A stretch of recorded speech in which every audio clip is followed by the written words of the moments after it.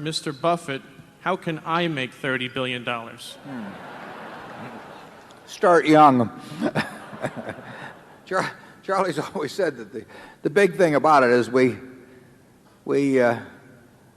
started building this little snowball on top of a very long hill. So we started at a very early age in rolling the snowball down. And of course, the snowball, the nature of compound interest is it behaves like a snowball of sticky snow. And the trick is to have a very long hill, which means either starting very young or living to be very old.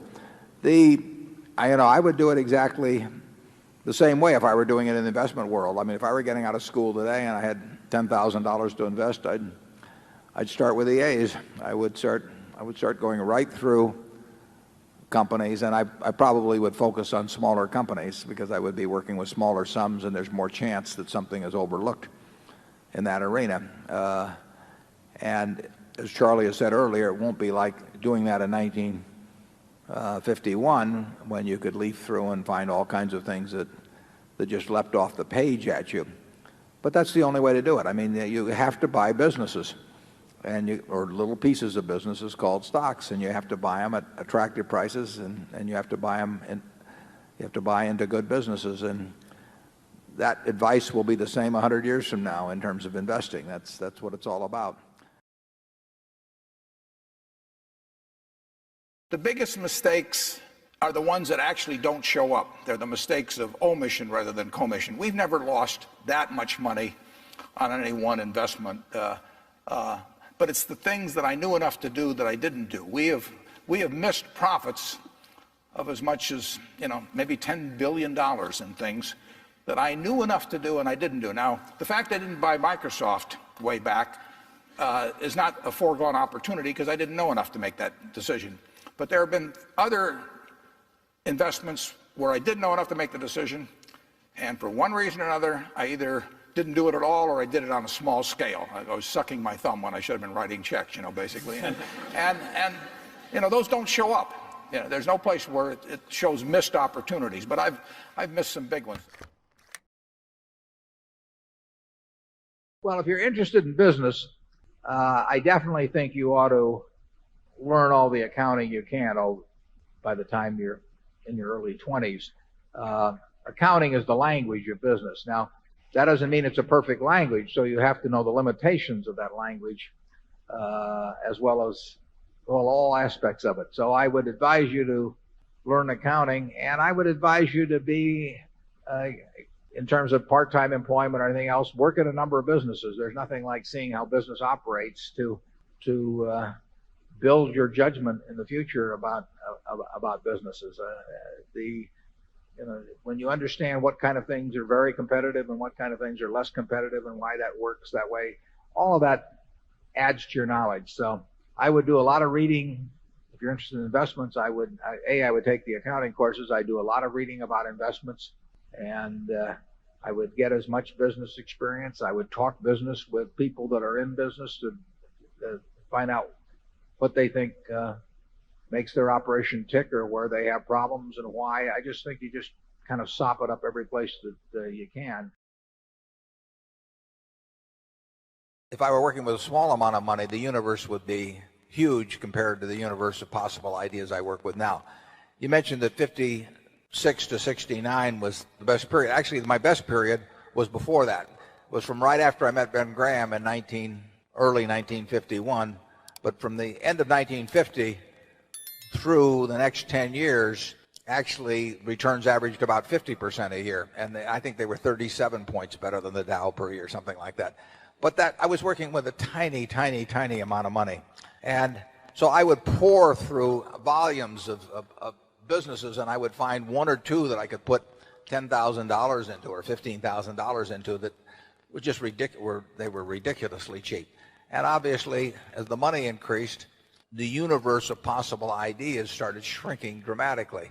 The times were also better for doing it in that time. But I think if you're working with a small amount of money, with exactly the same background that Charlie and I have, and same ideas, same whatever ability we have, I think you can make very significant sums. But as soon as you start getting the money up into the millions, many millions, the curve on expectable results falls off just dramatically. But that's the nature of it.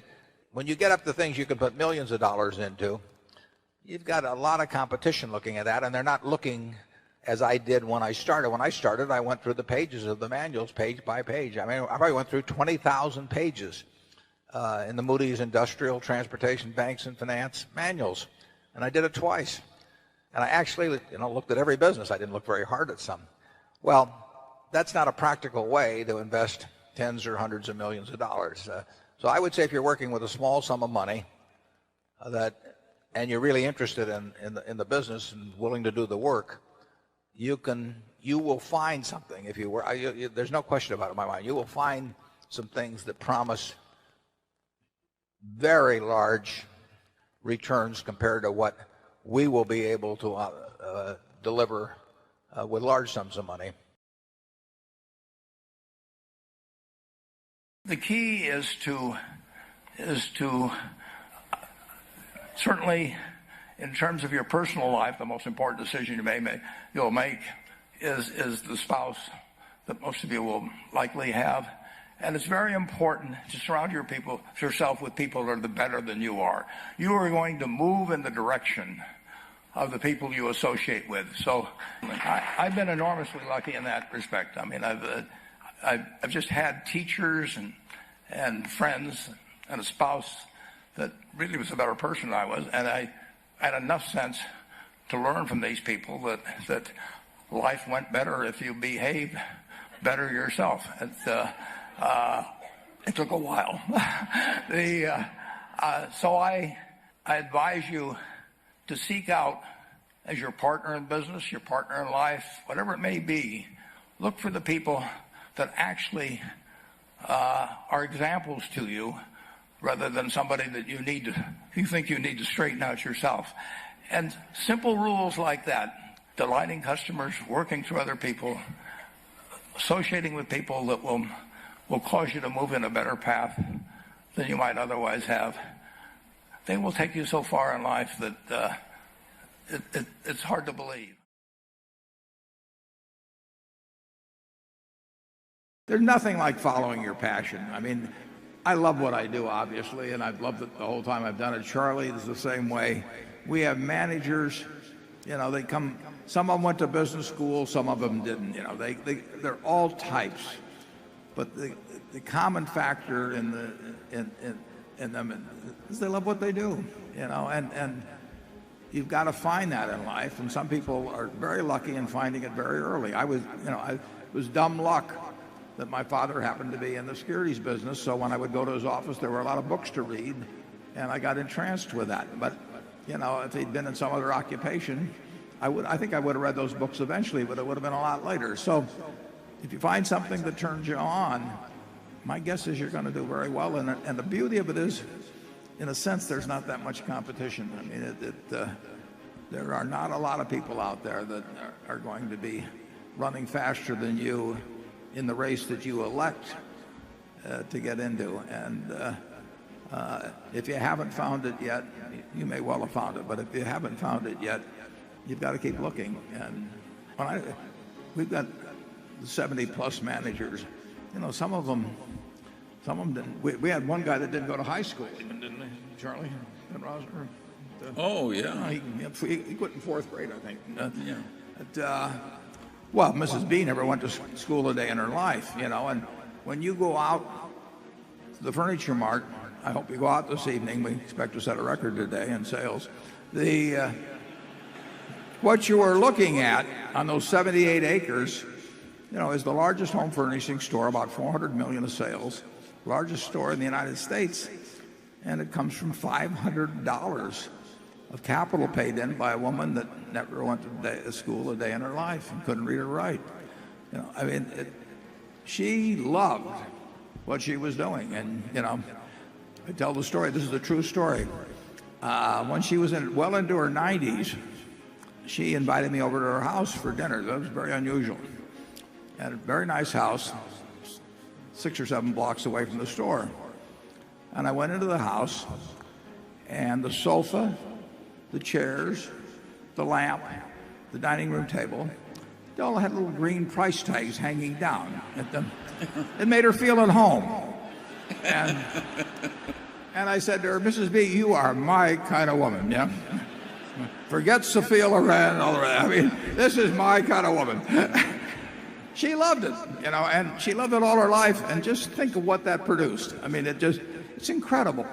I mean, one time my dad used to quote Emerson that the power that lies within you is new in nature, you know, and basically the power that was within Mrs. B was new in nature. And just over a lifetime, it produced amazing things. So find your passion, and then don't let anything stop you. You know, I will take a person graduating from college, and assuming they're in normal shape and everything, I will be glad to pay them, you know, probably $50,000 for 10% of all their earnings for the rest of their lives. Well, if I'm willing to pay them 10% for $50,000 for 10%, that means they're worth $500,000 if they haven't got a dime in their pocket, as long as they've got a good mind and a good body. 70 years ago, I was in high school, almost a third as long as the country has been around. And when I was in high school, I really only had two things on my mind: girls and cars. and I wasn't doing very well with girls, so we'll talk about cars. But let's just imagine that when we finish, I'm going to let each one of you pick out the car of your choice. Sounds good, doesn't it? Pick it out, any color, you name it. It'll be tied up with a bow, and it'll be at your house tomorrow. And you say, well, what's the catch? And the catch is that it's the only car you're going to get in your lifetime. Now, what are you going to do knowing that that's the only car you're ever going to have and you love that car? You're going to take care of it like you cannot believe. Now, what I'd like to suggest is you're not going to get only one car in your lifetime, but you're going to get one body and one mind, and that's all you're going to get. And that body and mind feels terrific now, but it has to last you a lifetime.